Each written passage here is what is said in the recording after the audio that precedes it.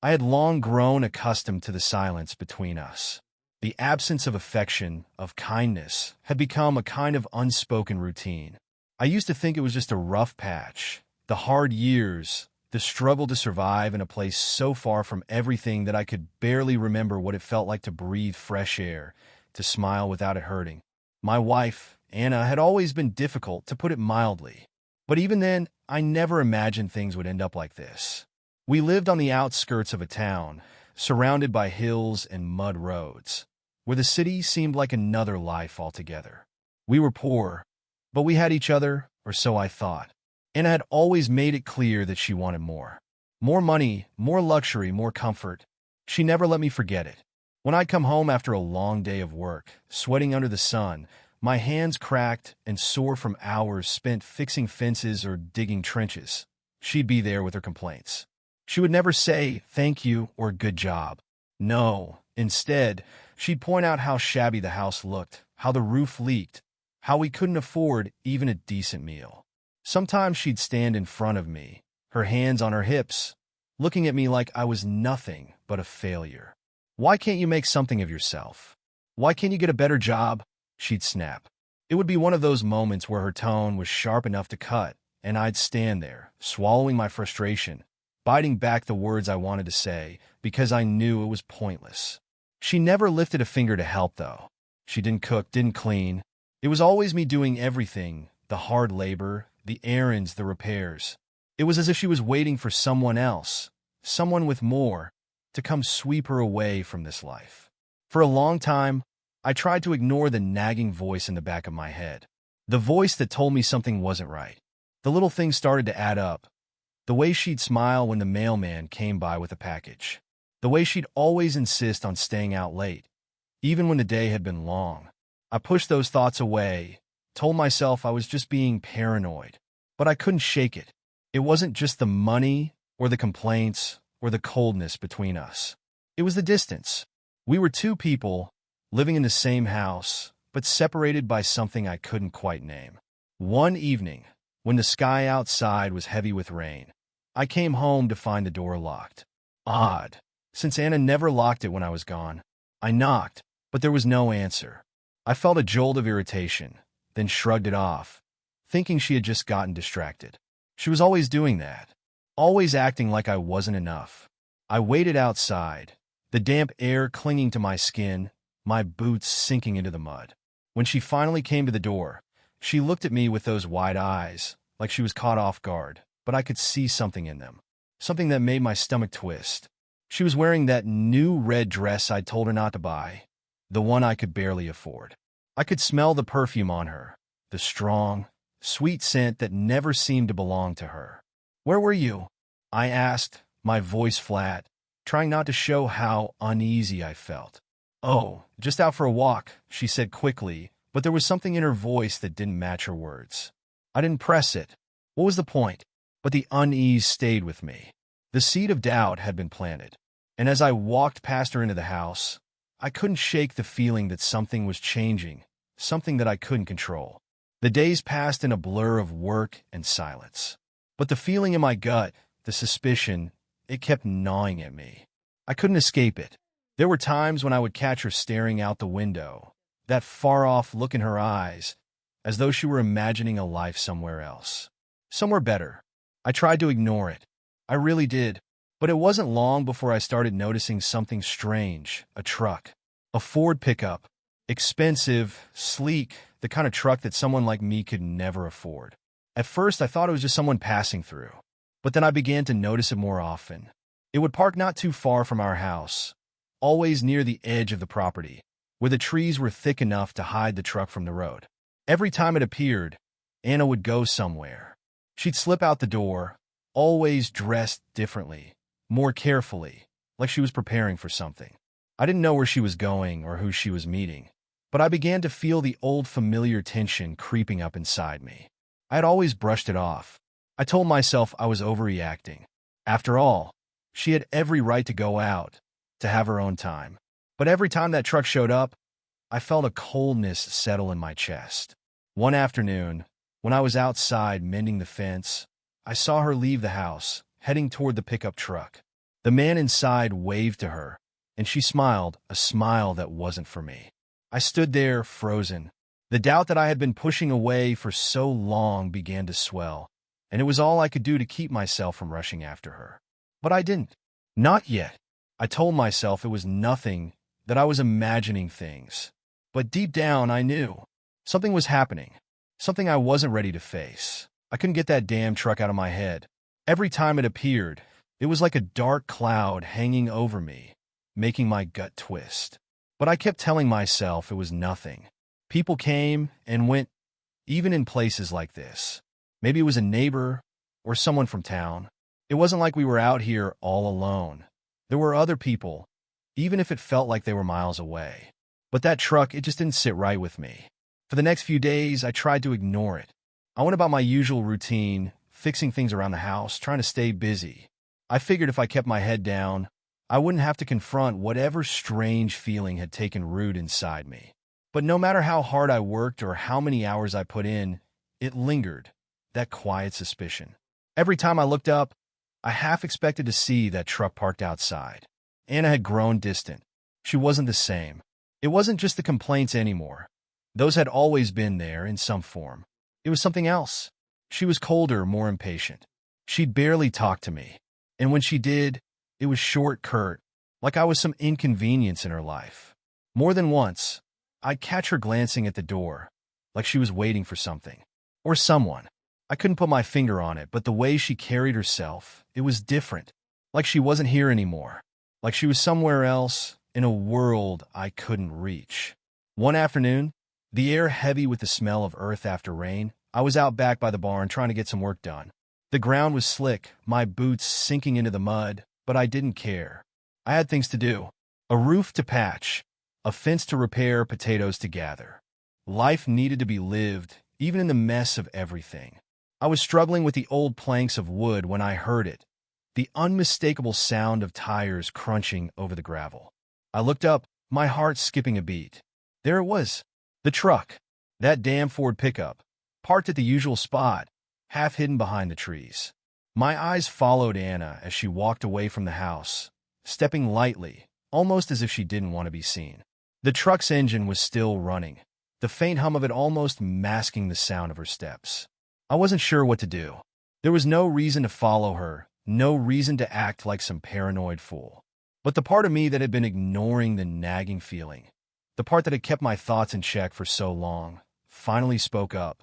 What if something was going on? What if this wasn't just some coincidence, some harmless little walk she'd gone for? I stood there, my hands still resting on the worn boards, watching as she got into the truck. The man inside greeted her with a quick wave, and Anna gave him that smile I hadn't seen in years, the one that lit up her face, the one she'd never once given me.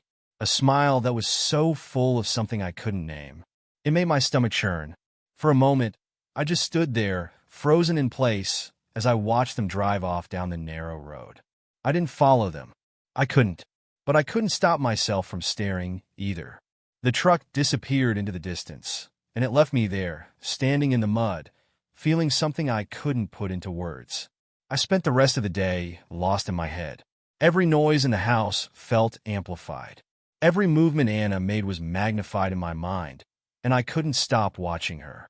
Her every action seemed calculated, like she was deliberately keeping something from me. That night, I ate my dinner alone. She didn't come down. Normally, she'd at least make a token attempt to sit with me, even if it was just for appearance's sake. But not tonight. I ate quietly, scraping the plate clean, the food tasteless in my mouth.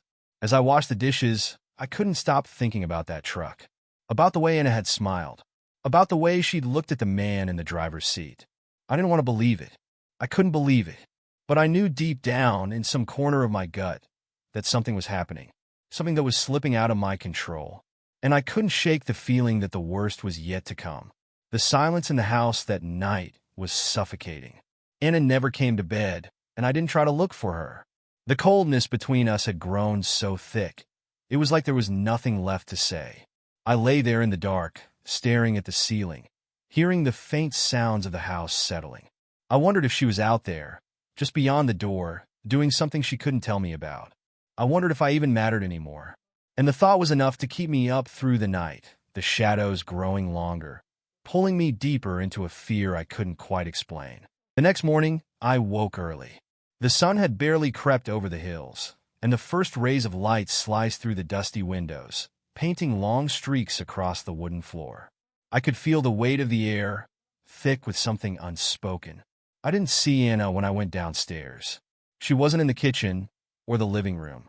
The silence felt unnatural, like the house was holding its breath. I went outside, the chill of the morning biting at my skin.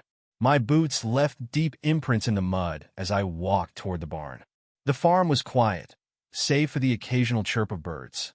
I wanted to think, to shake off the sense of unease that had clung to me like a second skin. But I couldn't. I spent the morning working on the barn, repairing the roof that leaked every time it rained. My hands moved mechanically, the work dull and familiar, but my mind kept drifting back to that truck, to Anna's smile, to the way she had looked at him. By the time I finished, the sun was high in the sky. I wiped the sweat from my brow, trying to push the thoughts away, but they kept creeping in. The sound of tires rolling over gravel broke through my thoughts, and for a moment, I froze. I knew that sound. The Ford pickup. It was parked on the same stretch of dirt road again. But this time, the truck didn't leave right away. It just sat there, engine humming softly, as if waiting for something. Or someone. I felt the knot tighten in my chest. I had to know more. Anna was inside the house, her back to the window, so she didn't see me slip out the door and make my way toward the edge of the property. I kept my steps quiet, trying not to draw attention to myself. The truck was parked just out of sight of the road, behind the thick trees. I crouched down behind a patch of tall grass, watching. Minutes passed, and then, as if it had been rehearsed, Anna appeared. She walked down the driveway with that same hurried, cautious gait, her eyes darting around like she didn't want to be seen. I couldn't explain the way my heart raced in my chest. The truck's engine revved up as she approached. It was unmistakable now, something was happening. I couldn't look away. Anna opened the passenger door, and the man inside greeted her with a brief nod, a quiet smile that seemed familiar, almost too friendly. She didn't hesitate, didn't pause to say anything to him. She simply slid into the seat, and the truck pulled away. I didn't move. I stayed crouched in the grass, my mind spinning. The truck had been there before, yes, but now I knew. I knew it wasn't just a coincidence. There was something going on between them. Something I wasn't supposed to see. I should have gone after them, should have confronted Anna right then. But something kept me rooted in place, something darker than just simple curiosity. I wasn't ready to face what I feared might be the truth. The truck disappeared down the road, and I was left standing in the grass, feeling sick. I walked back to the house slowly, the weight of it all pressing down on my chest. When I entered, Anna was sitting at the kitchen table, flipping through a magazine like nothing was out of the ordinary. She didn't even look up when I walked in. That strange, hollow silence between us hadn't broken, and it felt like a chasm that only widened with every passing day. I dropped my tools on the floor by the door, the clatter breaking the silence. Her eyes flicked toward me for a brief moment, but she didn't say anything. Her expression was unreadable, like she was waiting for me to say something first. Waiting for me to ask the question. But I didn't. Not yet. I couldn't bring myself to. Instead, I grabbed a chair, sat down across from her, and we just stared at each other for a long time. The air felt thick, as if we both knew that something was hanging in the balance, but neither of us wanted to admit it. "Where'd you go this morning?" I asked quietly, my voice low, careful. She didn't answer at first. The silence stretched on, and I could feel her eyes on me, but they weren't soft anymore. There was a hardness to them, an edge that wasn't there before. "I just needed some air," she said finally, her voice tight. "Just some air," I repeated, my lips curling into a bitter smile. "Seems like you've been needing a lot of air lately." Anna's expression flickered for a second, and I could see the familiar frustration flashing across her face. But she said nothing, just went back to flipping through the magazine like she hadn't heard me at all. I could feel the anger rising in my chest. The feeling I had been trying to push away for days, weeks even, now had a name: betrayal. It was there, alive in the quiet tension between us. It felt like it was suffocating me. But I couldn't confront her yet. Not this way, not without proof. Instead, I stood up, trying to push the anger back down, trying to appear calm. "I'm going out," I muttered, barely looking at her. "I'll be back later." Anna didn't respond. I walked out of the house, needing to clear my head. The moment I stepped onto the porch, I could see the truck again, parked not too far down the road. It was always there, waiting, always lurking at the edges of my life, just out of reach. I didn't follow them this time. I couldn't. But I knew. I knew it wasn't just some coincidence anymore. The man in the truck, whoever he wasn't just passing through. And Anna, my wife, was hiding something that, no matter how hard I tried to ignore it, was beginning to break through the fragile walls I'd built around myself. I couldn't tell her I knew. Not yet, but I could feel it deep in my bones. This wasn't just about money or complaints or anything I had imagined. This was something deeper, something darker. And I was terrified of what would happen if I found out the truth. Days passed, and I couldn't shake the feeling that something was about to break wide open. The tension between Anna and me had thickened to a point where I could hardly breathe when she was near. It wasn't just the truck anymore, or the way she'd been acting. It was the silence, the way we both seemed to avoid speaking the truth. I could feel it in every glance we exchanged, in every word left unspoken.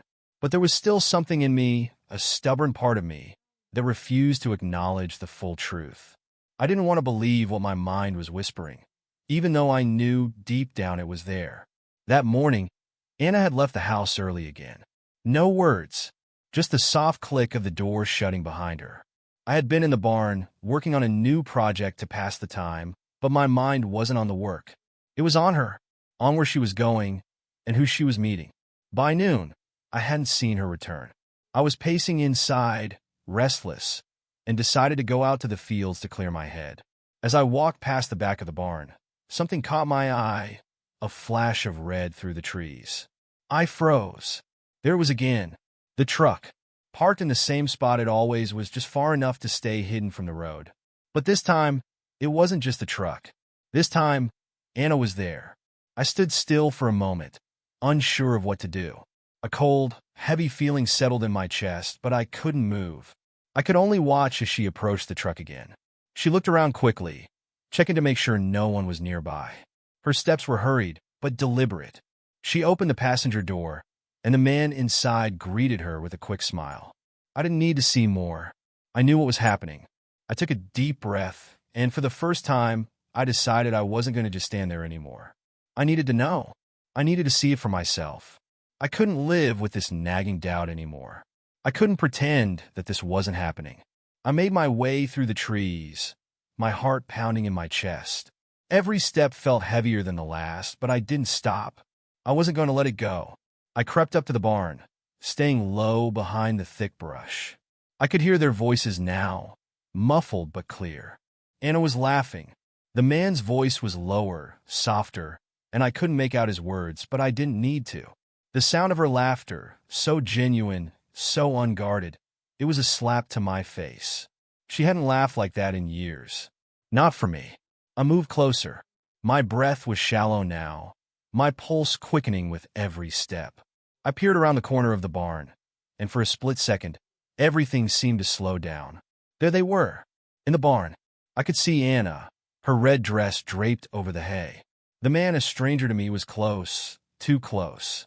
He had her in his arms, his hands tangled in her hair as they kissed. It was raw, and it was real.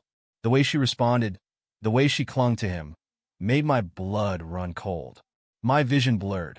I wanted to turn away, to scream, to run, but my legs were frozen to the ground. I couldn't look away. The scene in front of me was a nightmare, and I was living it. But then the man looked up. His eyes met mine, and it was like everything shattered in that moment. The shock on his face was clear. He pushed Anna away, and she scrambled to sit up, trying to cover herself with the thin fabric of her dress. "What the hell?" the man yelled, his voice sharp with panic. Anna's eyes went wide, and for the first time since I'd seen her that morning, I saw something that looked like fear. She quickly stood up, grabbing her dress, her face flushing red. I couldn't move. I was paralyzed by the weight of the moment. The betrayal hung in the air like smoke, choking me. Anna looked at me, her eyes wide with panic. You shouldn't be here, she said, her voice trembling. But it was too late. I'd already seen it all. My mouth felt dry as I opened it to speak, but no words came out. The pain in my chest was unbearable. The woman I had spent my life with, the woman I had sacrificed so much for, was standing there, exposed. Not just physically, but emotionally. She had chosen him. She had chosen to betray everything we had. I stammered, but the words wouldn't come. I didn't know what to say. How could I? Anna stood there, her eyes flicking between me and the man, her hands shaking as she tried to gather herself. She opened her mouth like she was going to say something, but it was like she didn't know where to start. And then, as if the final straw had been laid bare, she spoke, her voice breaking the air between us, the words I never thought I'd hear. "Do you know what?" she said, her voice shaky but sharp. "I'm tired of living in poverty. This man will take care of me. He's going to give me everything you never could. You can't even provide for me for a week. I'm done with this." Her words cut through me like a knife, and I felt the air go out of my lungs. She didn't even look at me now, her eyes glued to the man beside her. He looked back at her, and I saw something flicker in his eyes, a sort of smug satisfaction. It was like they had rehearsed this, like they knew I would find them. I couldn't stand there anymore. My heart was pounding in my ears. I turned, stumbling away from the barn, my legs shaky under me. The world felt distant, like I wasn't really living in it anymore. I couldn't breathe. I heard the truck's engine roar to life behind me, and I knew they were leaving. I didn't turn around to watch them go. Instead, I walked. And I didn't look back. Because in that moment, I realized that everything had changed. Everything I had ever believed in had been destroyed, piece by piece. And I was left standing in the ashes. The truck drove off, its engine a fading hum in the distance, but the world around me felt as though it had frozen. My legs were heavy, like they were filled with lead, and my feet dragged in the dirt as I stumbled toward the house. The air around me was thick, suffocating. My mind was a whirlwind of shock, confusion, and something darker that I couldn't name. When I finally reached the porch, I stopped. There, standing in the doorway, was Anna. She didn't speak at first. She just stood there, her arms crossed tightly across her chest, her gaze avoiding mine. Her red dress was wrinkled, her hair a mess, and there was a strange emptiness in her eyes. It was like she wasn't even here, not really. Her gaze shifted, and for a moment I thought she might break, that she might say something, anything that could explain it, that could explain everything. But she didn't. I didn't know what to say either. What could I say? The words felt foreign in my mouth. I could feel my heart pounding in my chest, like it wanted to escape. The silence between us was unbearable, stretching on longer than I thought was possible. Finally, I found my voice, though it came out hoarse and jagged. "Who was he?" Anna didn't answer right away. Her eyes flickered toward the road, where the truck had disappeared, and then back to me.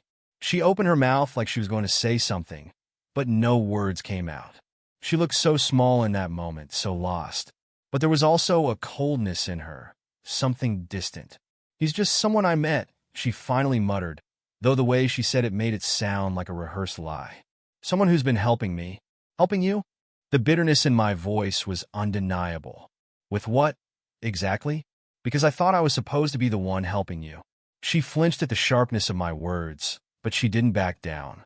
"You don't understand," she said, her voice softer now, almost pleading. But there was something else in her tone, something that made my blood run cold. It wasn't guilt or regret. It was something worse. I took a step toward her, my fists clenched, but I stopped myself. My body was shaking with rage, and I knew if I took one more step, I'd lose control.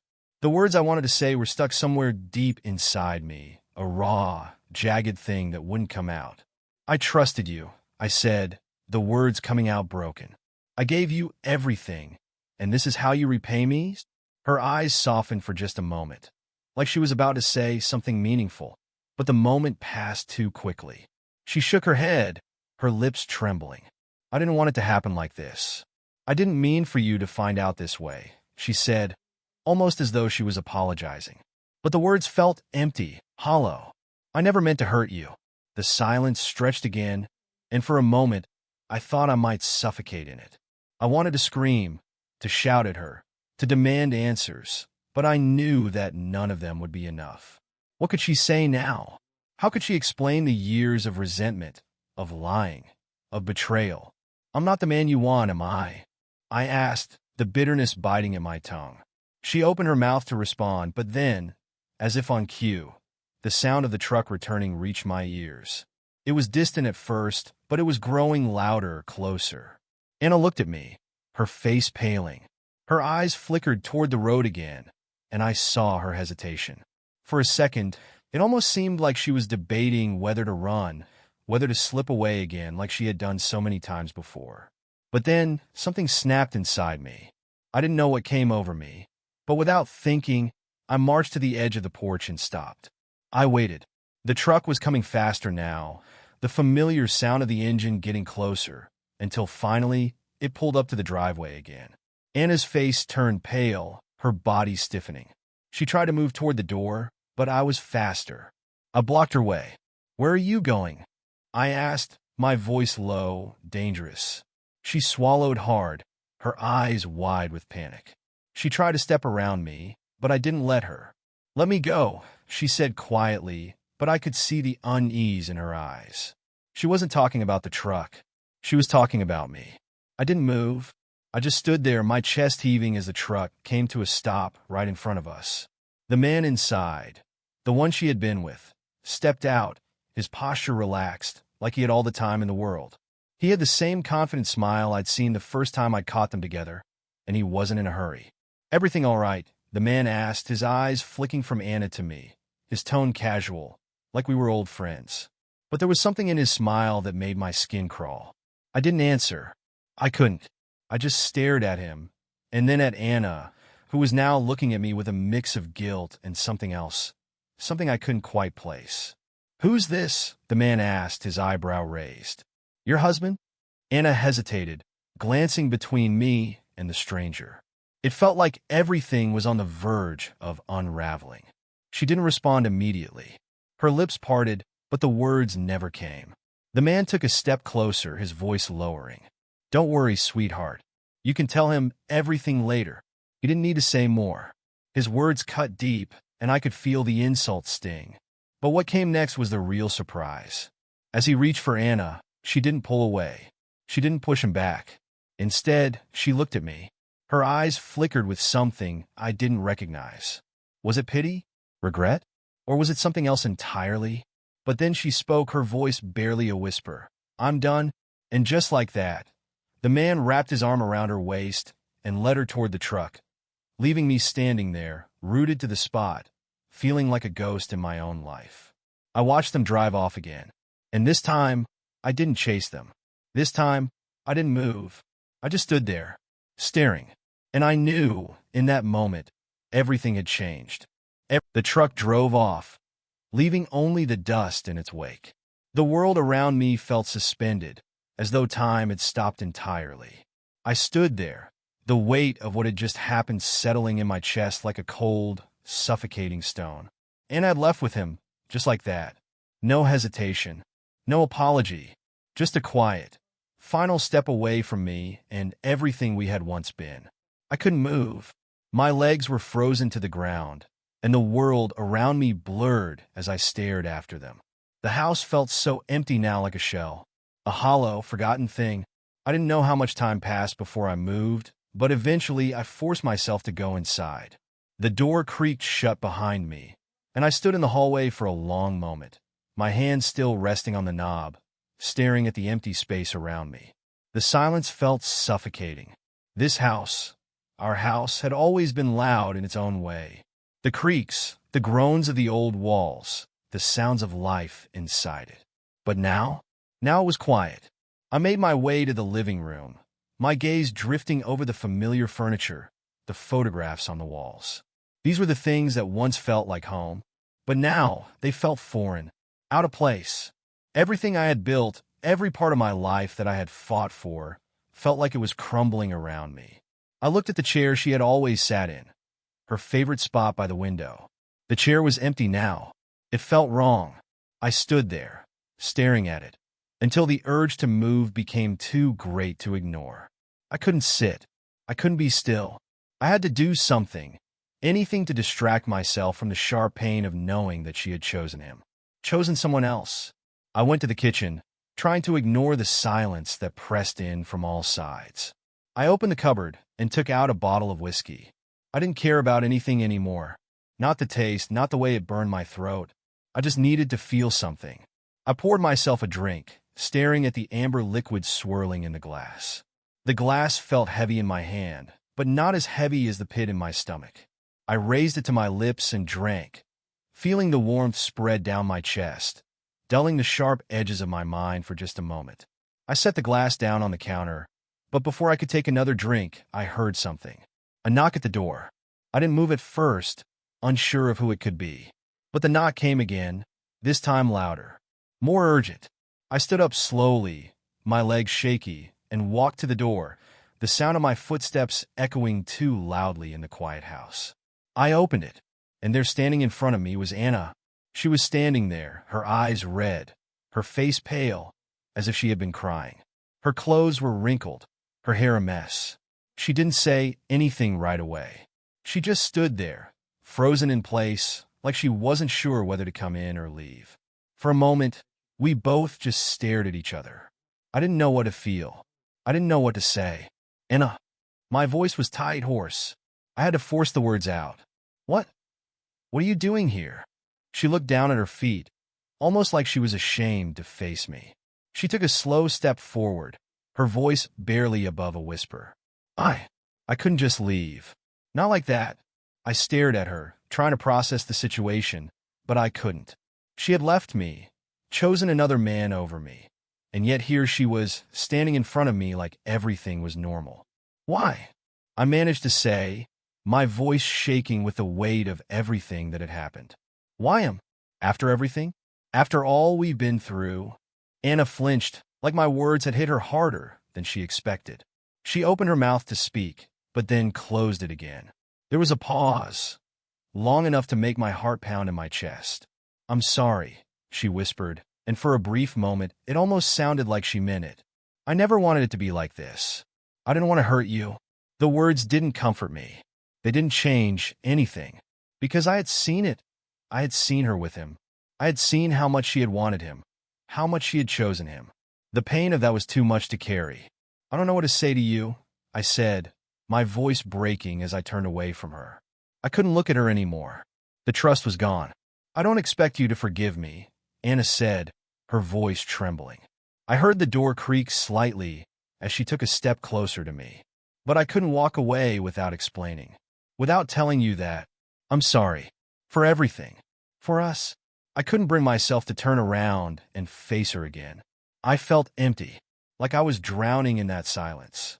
The silence that had once been filled with our shared lives, now hollowed out. You left, I said, barely above a whisper. You walked away. And now you're sorry? Her voice cracked, and she stepped toward me. I felt her hand brush against my shoulder. I made a mistake. I thought I wanted something different, but I don't know anymore. I don't know what to do. I closed my eyes, my head pounding with everything she had said, everything that had happened. It felt like my entire world had been flipped upside down, like nothing would ever be the same again. I can't do this, I said quietly. You left me for him. You chose him. The words were like a slap to my own face, but they had to be said. Anna's body went rigid, and for a moment, I thought she might break down. But she didn't. Instead, she stood there, staring at me, her face filled with regret. I'm sorry, she whispered, the words carrying more weight than I ever thought they could. Then, without waiting for a response, she turned and walked out, leaving me standing there in the silence. This time, there was no truck, no man, just the echo of her footsteps fading away and the cold realization that it was over. I didn't chase her. I couldn't. She had already made her choice, and all that was left was the aftermath. The pieces of a life that had once seemed whole, now scattered in the wind. The house was colder than it had ever been. The air inside, thick with the weight of everything that had happened, hung heavy around me. Anna had left again, just like she always had, slipping away with him, with that man, and leaving me behind in the wake of her choices. I stood in the middle of the living room, staring at the door she had just walked through, trying to make sense of the twisted reality I was suddenly trapped in. The silence felt louder than the noise of any argument, the quiet of my own thoughts louder than any words she could have said. I walked toward the kitchen, my steps mechanical, like I was operating on autopilot.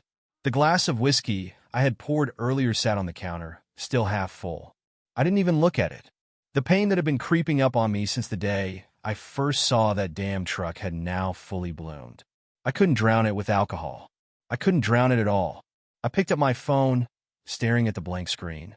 The image of her face from all those years ago, the woman I thought I knew, the one I had loved, flashed through my mind.